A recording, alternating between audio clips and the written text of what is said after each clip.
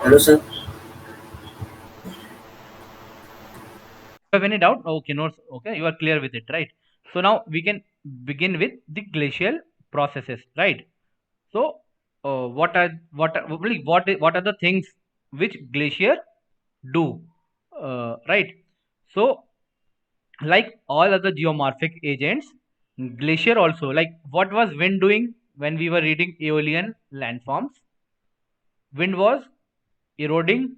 All right, we read about DAA, deflation, abrasion, and attrition. These were the three processes which was which wind was doing in the desert landforms, right? Then it was also transporting, and then it was also depositing.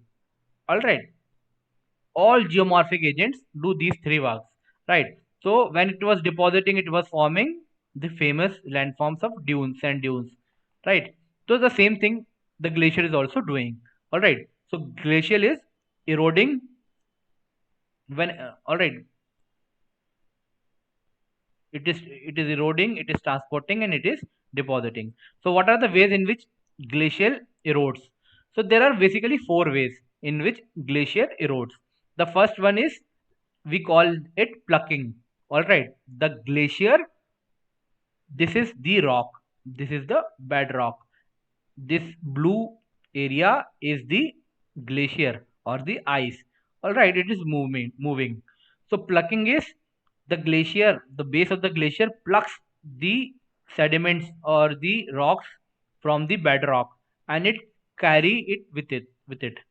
All right, so actually, glacier is a very, very powerful eroding agent. It can erode huge boulders. All right, we'll see few landforms also. Then it will get clear. But glacier is a very powerful eroding agent.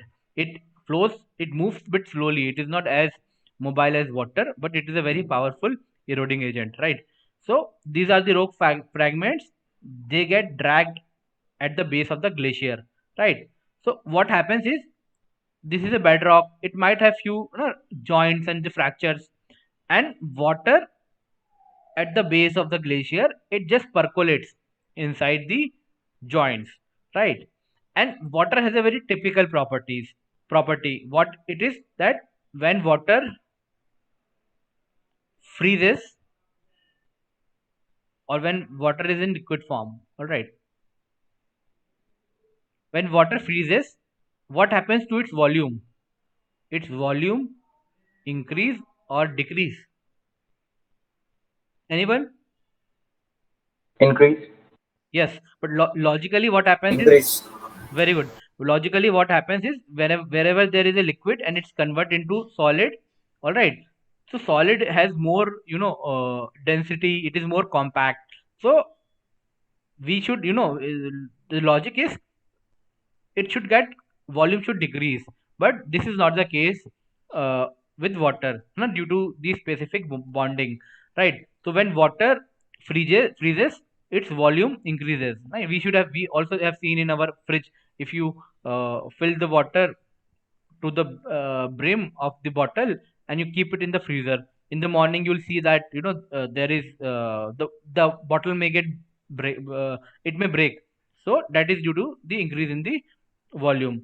So we call it freeze and thaw, due to freezing and thawing process. Thawing is melting.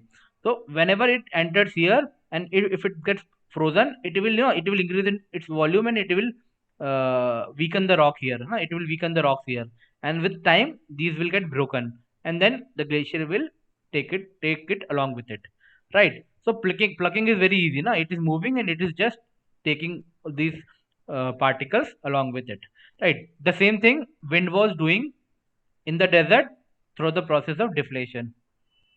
It was just picking it up and carrying it along with it, right? So here we call it plucking. Then the second is abrasion. All right. So abrasion is the moving ice grinds and polishes the rock surface with rock fragments. All right. So suppose this is a jointed bed. All right. So this is what plucking is happening. Glacier is taking the sediments along with it, but these sediment particle, they also come in contact with this bedrock, all right, while they move.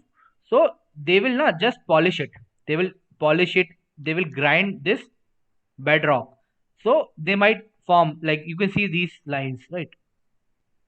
These are the lines on a very strong rock, right?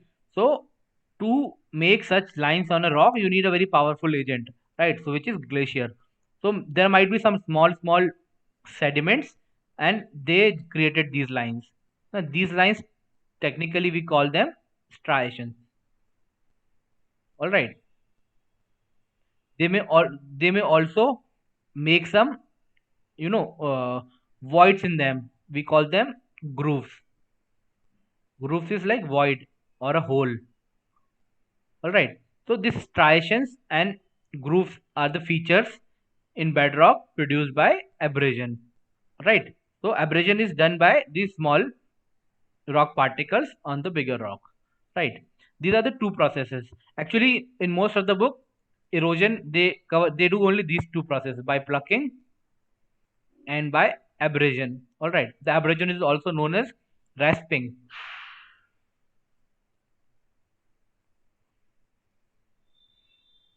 But at some places they have included these two processes also. So one is frost wedging. So this is the same which we just discussed. Now freezing and thawing. Thawing is melting of water in the cracks in the joints, so it will like break it. So here also there would have been some rock, but when the water keep infiltrating this joint and it keeps expanding with time, it will break this also, right? Something like this, right? So this is a good keyword you can include in the erosional process, frost wedging, right? This is also we will read this in physical weathering. This is a method by which physical weathering happens, right? Na freezing and thawing of water. And the fourth one is avalanching, right? So avalanching is nothing but it is landslide, landslide of glacier. So here glacier also moves, and the bedrock, the broken bedrocks also move with glacier, and we call them avalanches. All right. So this avalanches is like very common in news, especially in Siachen glacier. All right. Now we keep listening this in news that due to avalanche, this bridge is blocked, this road is blocked, or maybe we have lost our soldiers in glacier in Siachen. All these things. So this is a hazard, right? So you can write these 4 points, right? And then the second process is the transportation. These there are for any geomorphic agent. These are the three common processes, like erosion, transportation, and deposition. So like if you are having, if even in general studies you are writing anything, you are enlisting any factors which have three, so you can draw this diagram. Now this is a good way for presentation. Instead of writing the processes of glacier includes 1 2 3, you can make it more diagram and something like this. All right, triangle. If there are 4 factors, you can just draw a square, and uh, you can draw 1 2 3 4. So it gives a more presentable, more diagrammatic tinge to your answer, right? So you know, glacial transport, because it moves along, it moves in the direction of gravity, right? So this is nothing like different.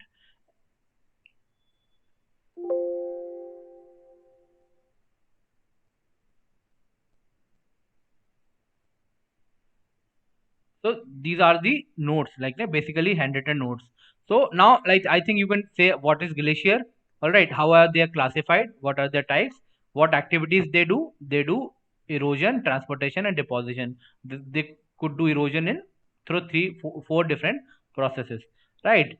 So this is like completion, right? There is also a this keyword snow line. You must be aware of this snow line. All right. So it is a line or area above which you will find perpetual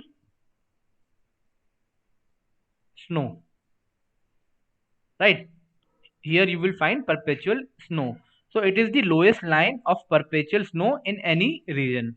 Right. So that is this is the line above which you will get snow even in summer season. All right. So it varies with latitude as well as altitude. So for example, in Himalayas, all right, if you go, this is suppose mean sea level, and if you go above, maybe at a height of around 5500 meters, after 5500 meters, you will get glaciers. All right, throughout the year, or in almost all the 12 months. So this elevation of 5500 meter is the snow line, right? So this is a simple stuff. So like this we have covered, these are the handwritten notes only: types of glacier, mountain glacier, Piedmont glacier, ice sheet and ice cap, right? So this is just a revision. Then what are the geological work of glacier? Is erosion, transportation, deposition. Erosion happens by plucking, abrasion, and then we have added two more, right? Frost wedging and avalanching, right? So this I think you understand, right? So again, these are just the revision slide. Whatever is written in my slide, in my handwritten notes, I have written these in this slide, right? So this is the snow line. These are the types of glacier, right? Mountain glacier, ice sheet, Piedmont glacier, right? So this is just the revision. I'll upload this in the portal, so you just go through it again. No? This is just the summary of whatever we have learned till now, right? Now we will begin with the glacial landforms.